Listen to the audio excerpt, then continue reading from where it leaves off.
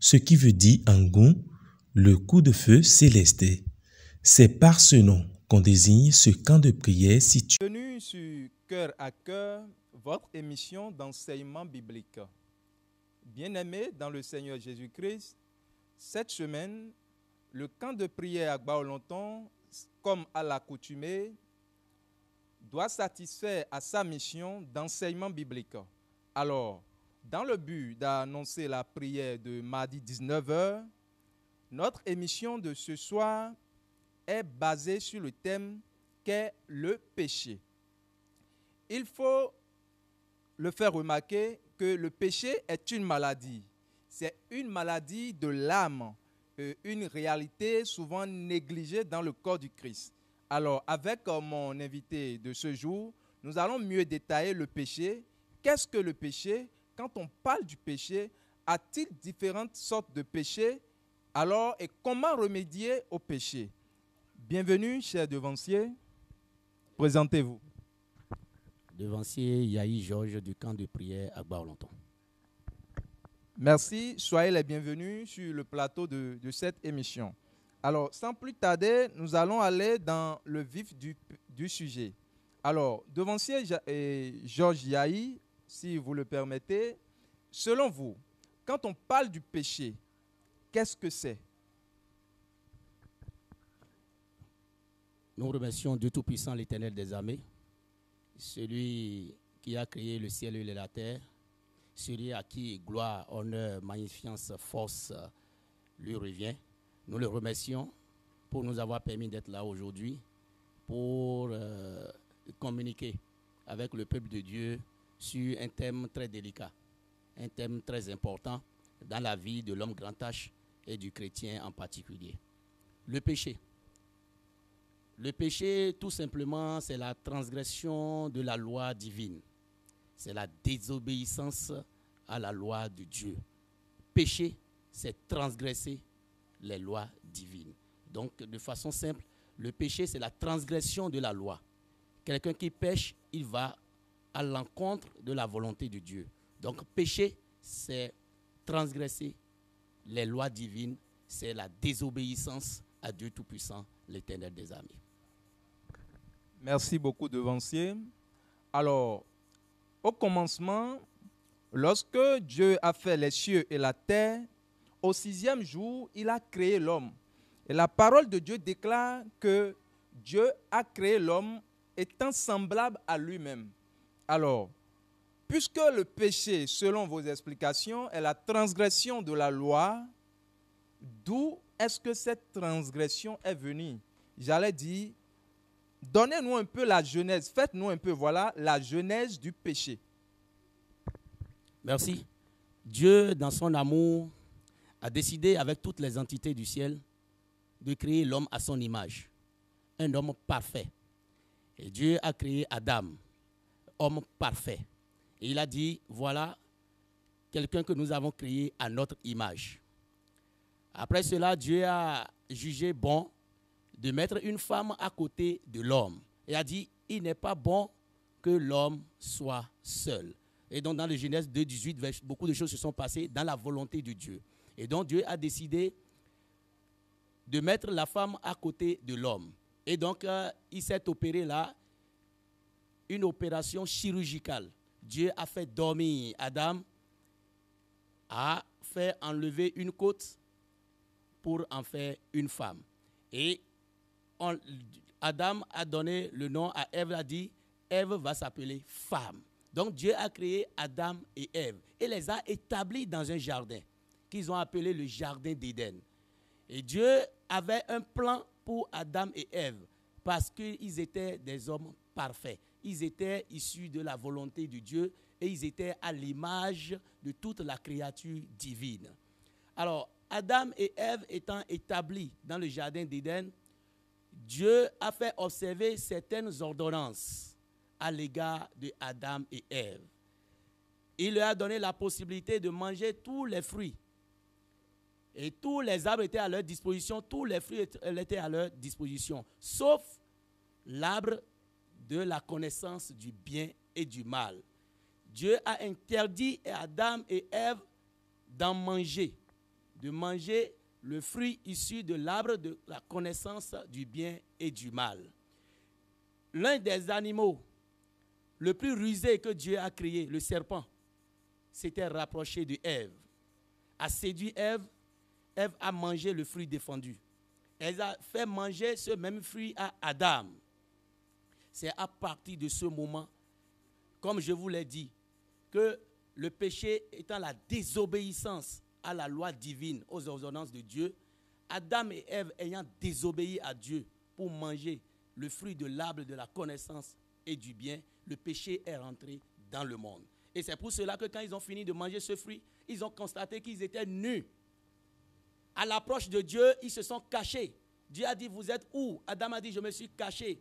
Pourquoi tu t'es caché? Adam a dit, c'est parce que j'ai réalisé que je suis nu. Il a dit, qui t'a dit que tu es nu? Il a dit, c'est après avoir mangé le fruit que la femme que tu as mis à mes côtés m'a donné, le fruit défendu. C'est là que j'ai constaté que je suis nu. Dieu s'est fâché. Dieu a dit, à partir d'aujourd'hui, vous n'allez plus faire partie du jardin d'Éden. Dieu les a chassés du jardin d'Éden. Mais avant cela, Dieu a pris soin de leur fabriquer des pots. Il les a habillés avec des pots. Et Dieu a dit, à partir de ce moment-là, je vous chasse du jardin d'Éden. Donc c'est à partir de ce moment que le péché est entré dans le monde, ayant mis en exergue et mis totalement en porte-à-faux le plan de Dieu. Merci beaucoup, devancier. Alors, si j'ai compris et que sûrement mes chers téléspectateurs, les amis du camp de prière à Gbaolonton, ceux qui nous suivent de très loin d'ailleurs, au-delà des frontières béninoises, je pense et j'ose croire que vous avez cerné la notion du péché et la genèse, bien évidemment, du péché. Alors, devancier Georges Yahi, je voudrais chercher à creuser un peu en demandant ceci. J'ai appris que le fruit, l'arbre du fruit de la connaissance du bien et du mal, certains disent que c'est un fruit réel. Certains appellent cela de l'ananas par exemple, d'autres parlent du fruit pomme. Bon, chacun l'appelle fruit comme il l'entend. Selon vous, étant un homme averti de la parole de Dieu, que savez-vous de cela? Quand on parle du fruit de la connaissance du bien et du mal, que comprenez-vous à travers cela? Merci beaucoup. Alors, merci bien. Nous, étant chrétiens, ayant notre fondement sur la foi, ayant notre fondement sur les Écritures, dans les Écritures, à la Genèse, on nous a fait remarquer dans les Écritures que Dieu a établi la terre. Et Dieu a créé tout sur la terre. Après avoir fait tout cela, Dieu a décidé maintenant de créer l'homme.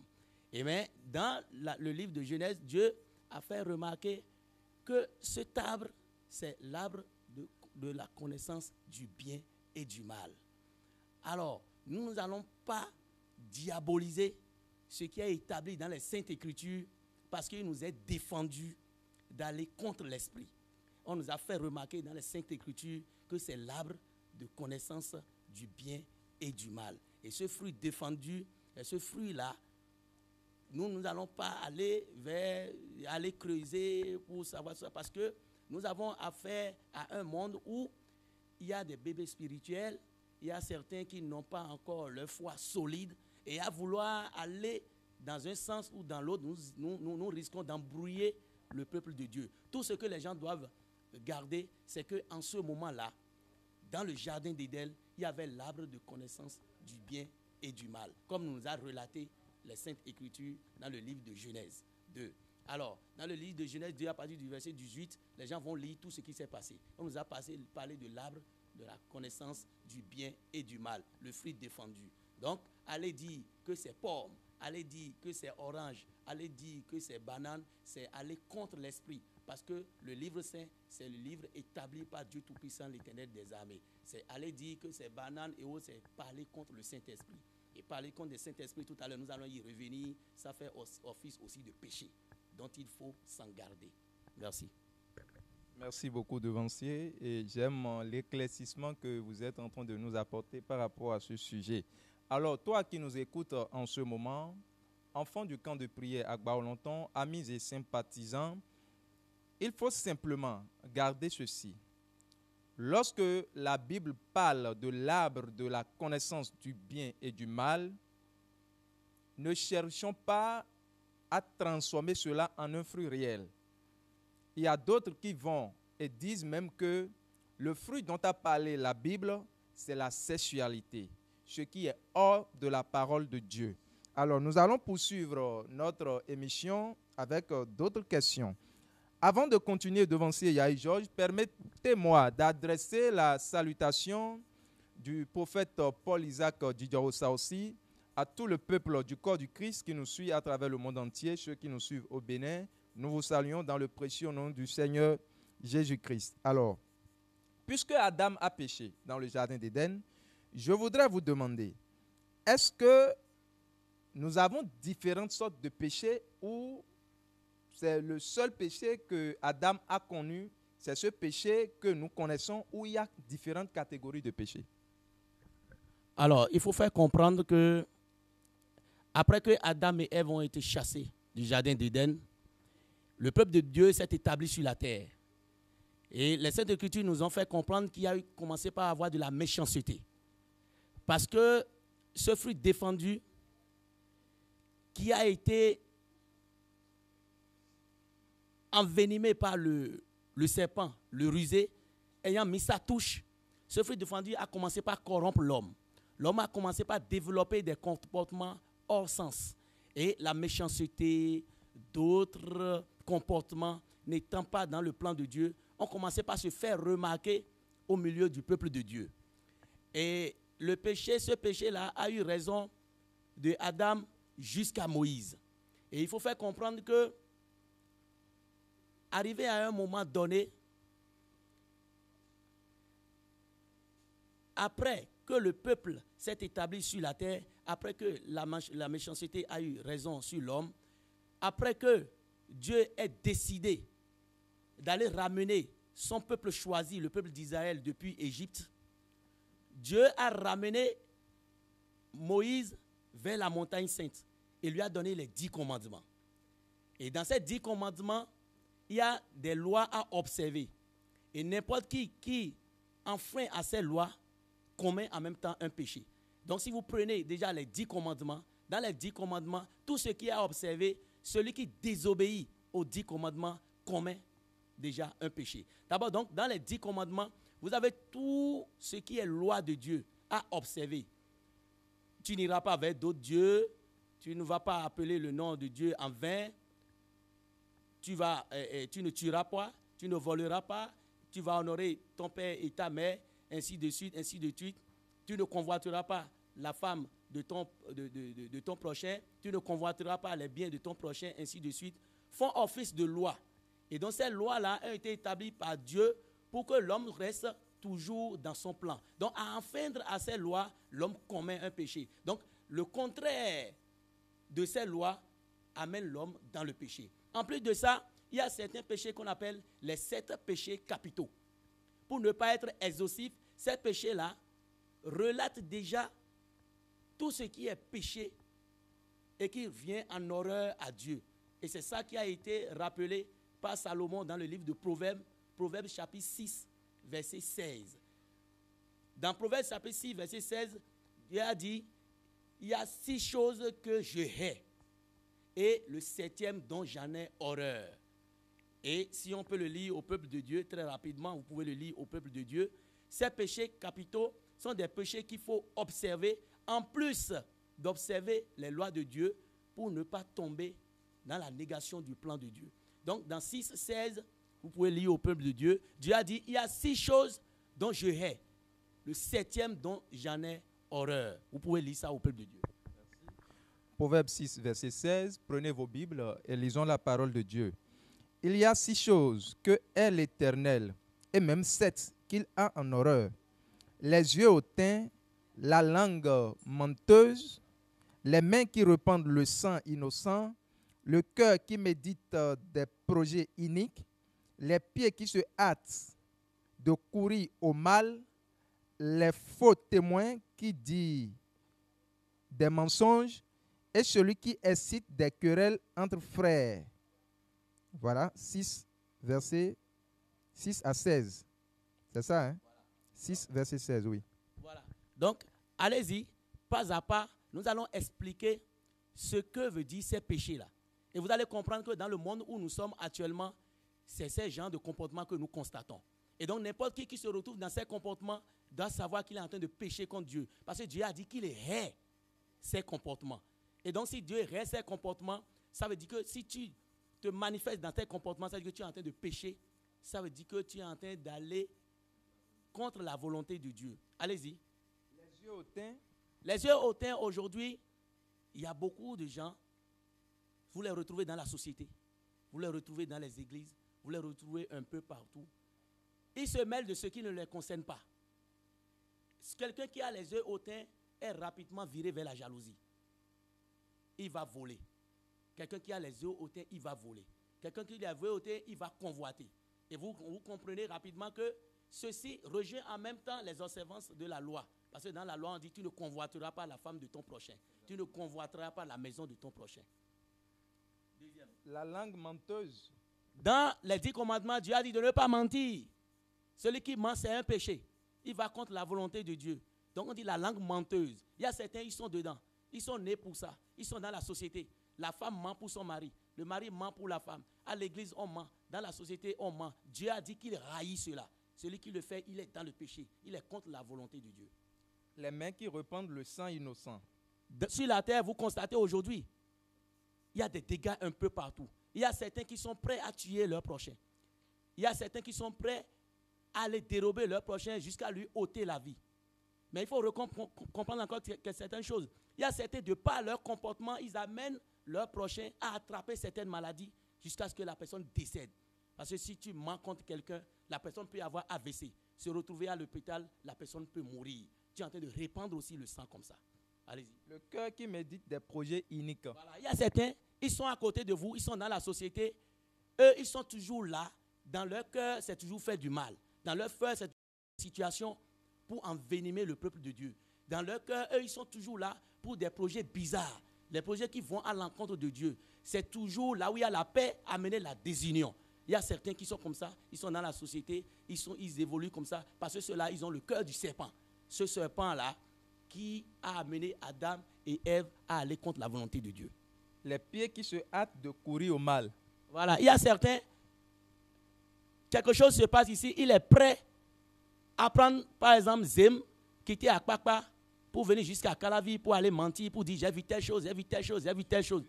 Juste pour mentir. Leurs pieds ne rasent jamais de courir vers le mal. Eux, ils sont toujours prêts à courir vers le mal, à créer de la méchanceté, à coller des histoires à leurs prochains.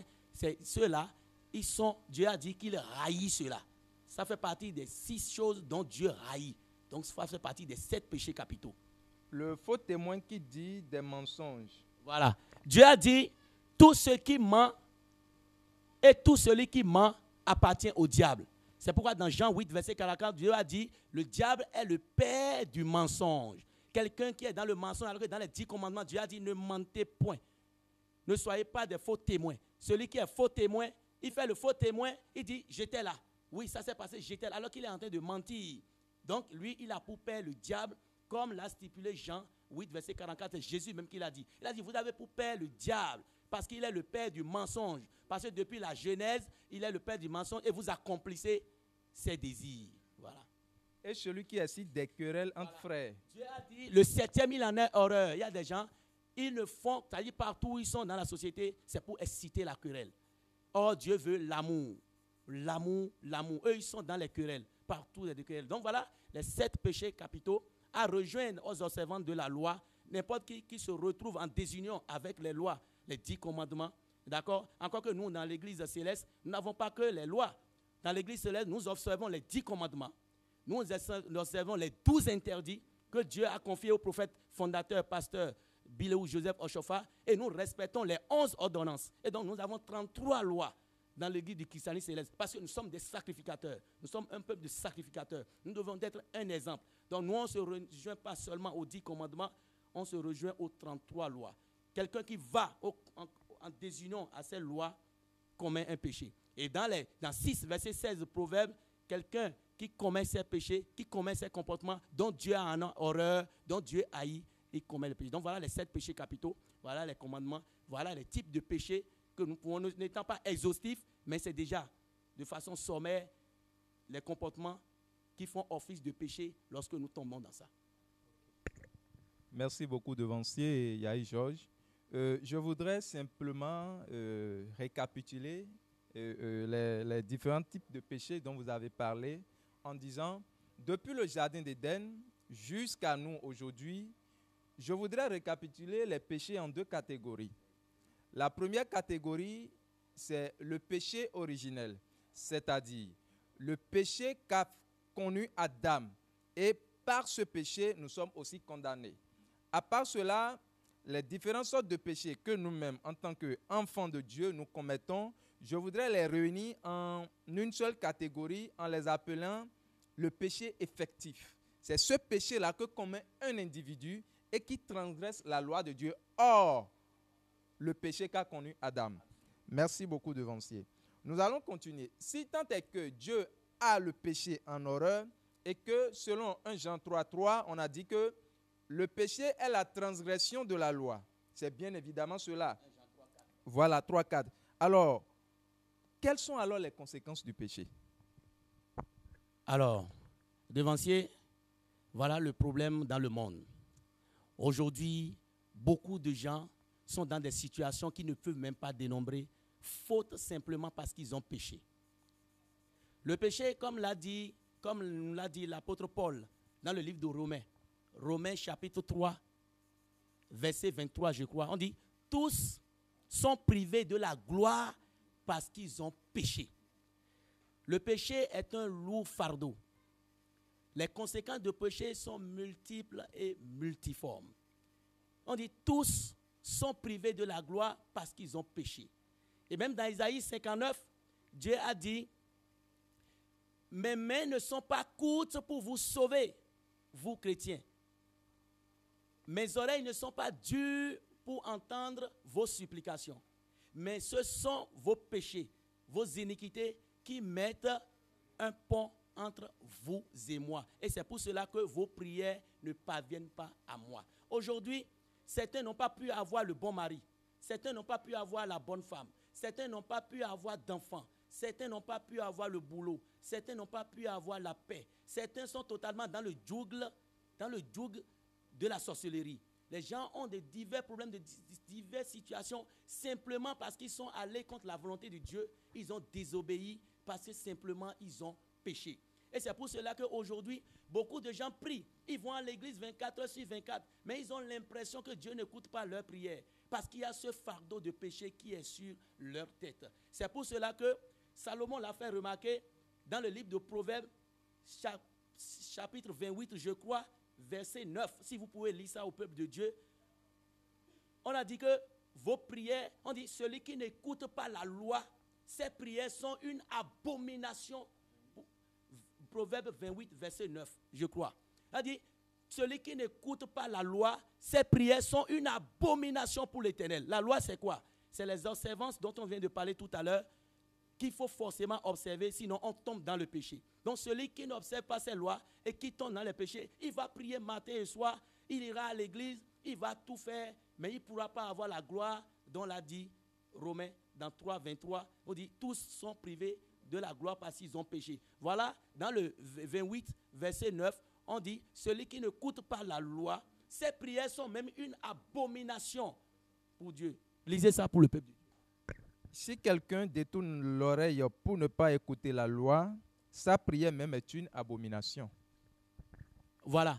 Et donc, c'est pour cela qu'avant l'arrivée de notre Seigneur Jésus-Christ de Nazareth, le péché était devenu, comme on le dit, comme la nourriture de tous les jours.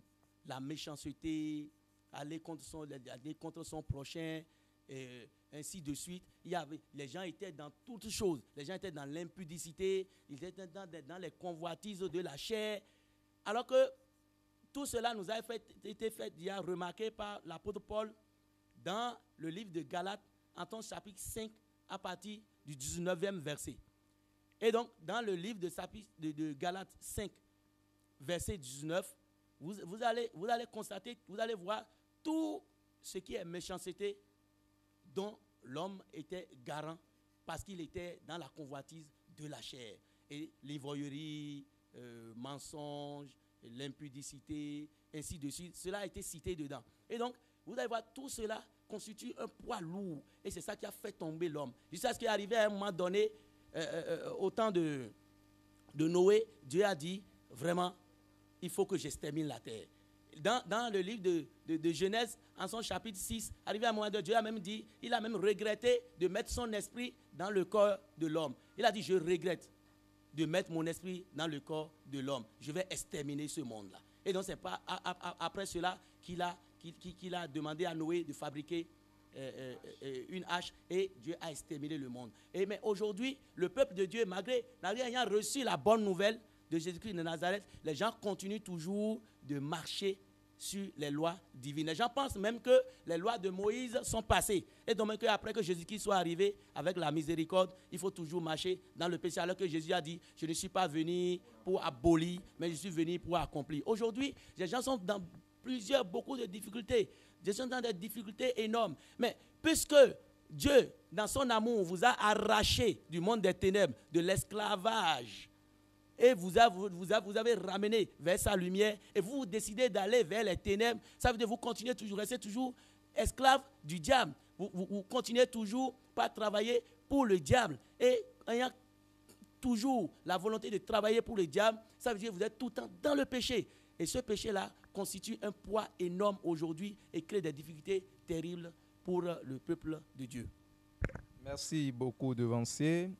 Alors, pour récapituler simplement, je retiens que la conséquence, pour ne pas dire les conséquences, je dirais simplement la conséquence qui d'ailleurs, la conséquence principale du péché, voilà, j'y arrive, c'est celle-là qui nous éloigne de la gloire de Dieu. Le péché nous empêche de bénéficier de la grâce, de bénéficier de la gloire, de bénéficier, voilà, de la gloire de Dieu.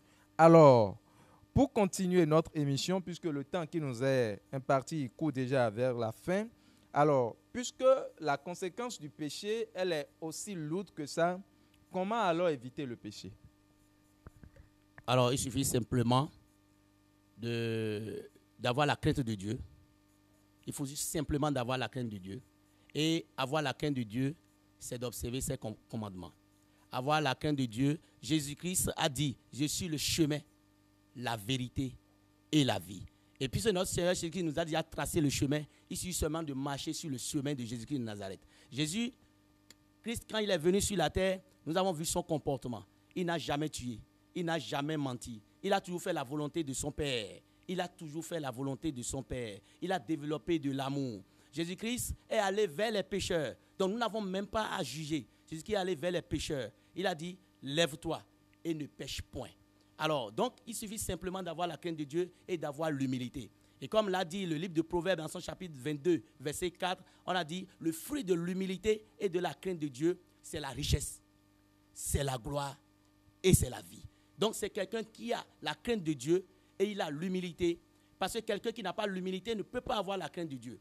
Donc, si vous renfermez ces deux critères, crainte de Dieu et humilité, vous aurez la richesse, vous aurez la gloire, vous aurez la vie. Il suffit seulement de suivre les chemins tracés par notre Seigneur Jésus-Christ, de développer de l'amour, d'observer les 10 commandements, d'observer les 7 péchés capitaux, partout où nous sommes, de montrer le bon chrétien que nous sommes, de montrer toujours le bon chrétien, d'être christifié et de montrer toujours le bon chrétien que nous sommes. Et ceci faisant, on va toujours éviter le péché, on va toujours éviter ce poids-là et nous ramener toujours vers Jésus-Christ parce qu'à travers sa miséricorde, il est toujours là pour nous pardonner les péchés, il est toujours là tout le temps pour nous pardonner les péchés. Donc éviter le péché, c'est avoir la crainte de Dieu, avoir l'humilité, ça nous donne gage de richesse, de gloire et de vie, comme l'a stipulé Proverbe 22, verset 4. Je vous laisse continuer en même temps et vous allez essayer de nous expliquer. Les péchés sont-ils pardonnables? Celui qui a des péchés, qui a commis des péchés, Dieu peut-il lui pardonner ses péchés? Alors, c'est déjà l'essence de la venue de Jésus-Christ sur la terre. Il est venu pour nous montrer que le pardon du péché est possible. Et donc c'est pour cela que celle-là qui était adultère, Jésus lui a pardonné ses péchés. Sur la croix, le voleur est entré au paradis. Alors, dans Jésus-Christ même l'a dit, dans Marc 3, verset 28, il a dit, tous les péchés sont pardonnables et les blasphèmes effectués sur le Fils de l'homme sont pardonnables. Mais le péché qui n'est pas pardonnable, c'est le péché contre l'esprit. C'est pour cela que 1 Jean 5, verset 16, a parlé d'un péché mortel, le péché qui amène à la mort.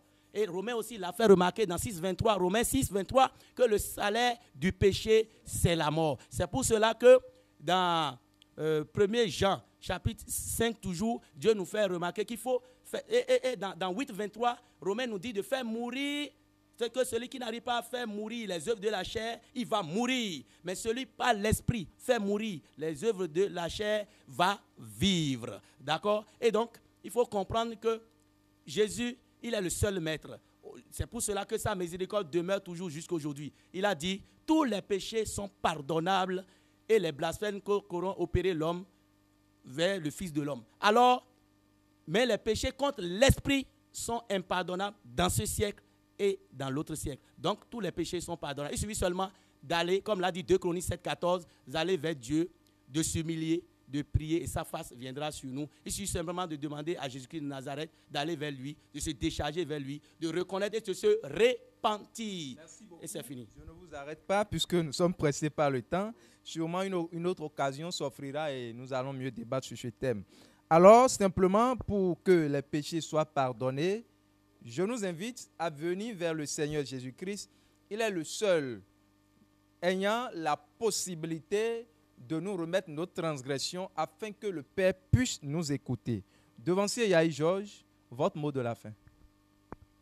Nous remercions Dieu Tout-Puissant, l'Éternel des armées, de nous avoir permis de communiquer avec le peuple de Dieu sur ce thème qui est très important. Nous demandons seulement au Fils de l'homme d'être serein. Nous avons déjà Jésus-Christ comme Père, marchons comme lui. Il nous a déjà tracé le chemin. Évitons de tomber dans le péché.